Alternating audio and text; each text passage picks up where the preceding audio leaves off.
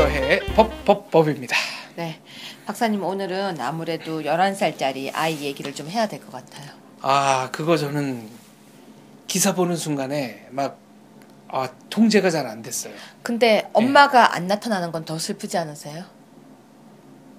친엄마. 네. 친엄마가 지금 살아있나요? 확인이 됐나요? 살아는 있다고 하는데 안 나타나고 있죠. 아니, 저는 그 11살 먹은 애가 뭐 몇 킬로요? 16kg? 4, 5살짜리 아이. 그럼 뼈만 남은 거 아니에요? 뼈도 부러졌죠, 갈비뼈가. 그렇죠. 예. 그리고 애가 필사에 탈출을 한 거잖아요. 그리고 나서 아이의 탈출이 확인되니까 그 계모 친구는 또 뭡니까?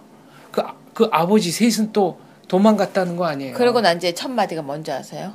우리 집에 있는 개는 잘 있던가요? 이거 이 정도면은 근데 네. 전 여기서 또 더 슬픈 건 그 아이가 다니던 학교예요. 애가 2년 동안 없어도 네. 아무도 몰랐다는 거죠. 그러니까 학교를 안 보냈다는 거 아니에요? 네, 2년 동안 학교를 안 보내도 전학을 갔다고 생각하고 서로가 그냥 무관심했던 거예요. 그러니까 이게 장기 결석이면 좀 알아봤어야 되는데 우리가 무슨 사정일까? 법이요, 2014년에 아동학대 범죄의 처벌 등에 관한 특례법이 너무나 잘 만들어져 있어요. 그래서 정말 이렇게 멋진 법이 없어요. 근데 법은 잘 만드는 게 중요한 게 아니라 우리나라 잘 운영을 하는 게 이 중요한 법에 거 보면요, 아닙니까? 신고 의무를 가진 사람이 굉장히 많아요. 네. 정말 아동학대 범죄, 여기 지금 보면요, 나열된 거 보면요, 모두가 다 신고를 해야 돼요. 거의 아동학대를 보게 되면은. 근데 우리나라가 신고율이 30%가 안 돼요. 우리나라는 가정 내의 폭력은 가정에서 알아서 그리고 할 일이지. 미국이나 유럽 네. 같은 경우는 60%가 넘어요. 그러니까 우리나라의 인식 자체가 아직은 아이는 네. 부모의 소유라고 생각하는 소유물이다. 것이죠. 그리고 아이가 부모의 소유이기 때문에 애가 말을 안 듣면 때리고 그걸 체벌이라고 생각하고 네. 뭐 사랑의 매라고 생각하는데, 그러니까 며칠 전에 나온 판례예요. 아이를 때려 죽인 계모가 20년형을 받았거든요. 네. 근데 20년형이 많다고 생각하세요? 아닙니다. 저는 결코 많다고 생각하지 저는 않습니다. 아이에 대한 범죄는 형이 더 높아져야 된다고 생각하는데, 우리는 존속 살해, 부모에 대한 살인이라든지 폭행은 엄청 중하게 생각하면서 아이에 대한 폭행은 그게 말이 너무 됩니까? 가볍게 생각하는 게 좀 있는 것 같아요. 최소한 똑같이 다뤄야죠. 이거는 거의 한거불능의 약자를 향해서 무자비하게 폭력을 휘두른 거 아닙니까? 밥을 안 줬대요. 그리고 자기들끼리만 먹었다면서요. 강아지도 밥을 줬어요. 뭡니까 이거는?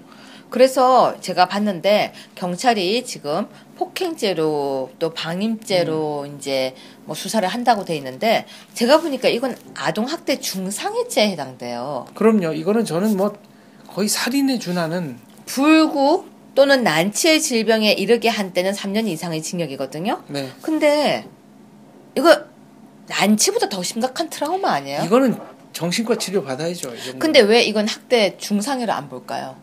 저는 봐야 된다고 저도요. 생각합니다. 그래서 제가 오늘 법을 찍은 이유는, 저는 이게 중상해 이상이라고 보거든요. 네. 근데 아이가 크게 다리가 못 쓰게 됐거나 그게 아니기 때문에 폭행죄로 들어가거든요, 이게. 네. 저는 아니라고 생각해요. 이게 이건 왜 상해도 아니고 중상해라고. 이게 중상해입니다. 이게 어떻게 단순 폭행입니까? 이 아이가 커서 이걸 기억할까요? 말이 못할까요? 됩니까? 당연히 기억하죠. 당연히 기억하죠. 오히려 기억을 안 하려고 필사적으로 노력할 겁니다. 경찰에 처음에 얘가 보호됐을 때 뭐라고 했는지 아세요? 아빠를 안 봐서 너무 행복하다고 그랬어요. 그렇죠. 이제 집에 안 가서 너무 좋다고. 전 그 마음 이해 가요. 네. 그쵸? 그리고 동영상 보셨어요?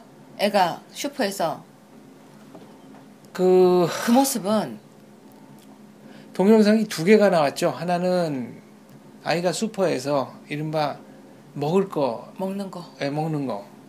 근데 2번째는 애가 없어지니까 계모인지 계모 친구인지가 와가지고, 말하자면 범인이 말하자면 범죄 현장 다시 찾아온 것처럼 왔다 갔다 하는 거. 인면수심도 그런 인면수심이 어디 있습니까? 그 아이가 과자 뜯어 먹고 있는 모습 보니까 어떤 모습이었어요? 처음에 저는 그 슈퍼마켓 주인, 그분이 아이를 과자 훔쳐먹는 걸로 신고를 처음에 했었잖아요. 그랬다가 사정을 알고 격분했다고 나오는데 그거는 뭐랄까 인간의 존엄성이 있는 대로 훼손된 앙상마른 애가 먹고 있는데 제 느낌은 어떤 느낌이었냐면요. 그건 인간이 아니잖아요. 그렇죠. 거의 예. 굶주린 짐승같이 앉아서 막 먹고 있는데 그게 그렇습니다. 너무 가슴이 아픈 거예요. 얜 사람이지가 않았던 거예요. 사람으로 대우를 못 받은 겁니다. 그러니까 예. 사람으로 얘는 못 자라고 있었던 거예요. 네. 그런데 우리 법이 정말 너무 잘 돼 있다는 게 속이 상했어요. 법이 너무 잘 만들어져 있어서 얘를 아니 이건 중상해죄로 처벌이 안 됩니까? 정신과 이 조문은 불구 또는 난치의 난치의 질병인데 질병. 우리는 정신적 트라우마를 난치의 질병으로 안 봐요. 아 말이 됩니까? 우리나라는요. 네. 징벌적 손해배상 개념, 정신적 충격에 대한 손해배상이 너무 작아요.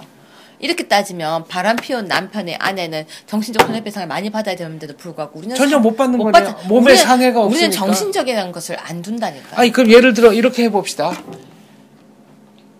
과거에 소련에서 그 악명 높은 그